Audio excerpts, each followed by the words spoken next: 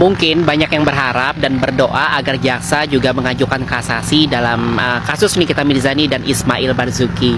Tapi setelah melakukan penelusuran langsung, netizen Cendol menemukan satu fakta yang penting dan perlu kita luruskan. Jadi, sahabat Cendol, berdasarkan data perkara ya di Pengadilan Negeri Jakarta Selatan, melalui sistem SIPP yang tercatat sebagai pemohon kasasi adalah Nikita Mirzani dan Ismail Marzuki. Sementara termohon kasasinya adalah 5 orang jaksa penuntut umum.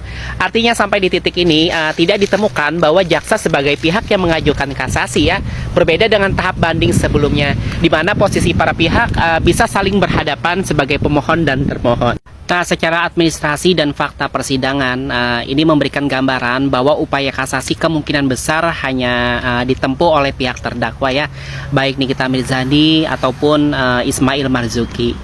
Kalau kita menggunakan logika hukum yang sederhana saja di tingkat banding ya, seluruh dakwaan jaksa kan telah dinyatakan terpenuhi.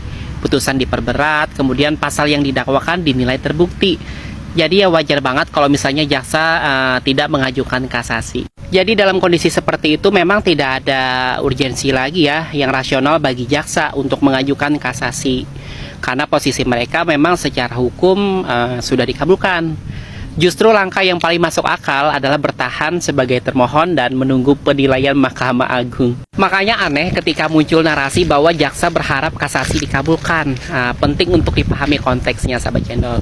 Yang sedang diuji ulang saat ini bukan tuntutan jaksa, catat ya, melainkan keberatan dari pihak yang merasa putusannya masih perlu diperiksa kembali. Jadi di tahap kasasi ini bukan soal rame-rame mendukung siapa ya, tetapi soal siapa yang memilih bertarung lagi, karena yakin masih ada ruang hukum yang belum selesai. Jadi banyak banget sahabat Cendol yang bertanya, kok kasasi Nikita Mirzani itu lama banget sih bang? Kapan sih selesainya? Jawabannya begini, bahwa kasasi itu sebenarnya memang punya aturan batas waktu normatif ya, bukan tanpa aturan sama sekali. Secara hukum acara pidana, proses kasasi di Mahkamah Agung memang dibatasi waktu secara internal. Mulainya dari pengajuan kasasi, pengiriman berkas dari Pengadilan Negeri ke Mahkamah Agung maksimal 30 hari. Nah, setelah berkas diterima, Hakim Agung punya waktu 50 hari untuk memutus dan dapat diperpanjang hingga 60 hari. Sehingga total pemeriksaan bisa sampai 110 hari. Sebagaimana praktik yang merujuk pasal 28 KUHP. Jadi kalau dihitung keseluruhan, termasuk tahapan administrasi dan minutasi ya, target penyelesaian perkara kasasi berada di kisaran 250 hari atau sekitar 315 hari bila termasuk penyelesaian minutasi. Tapi perlu juga dicatat ya, yang sering menjadi publik itu merasa lama ya, bukan di ruang sidang, tapi di tahap administrasi khususnya minutasi. Jadi penyelesaian dan pengiriman salinan putusan ya.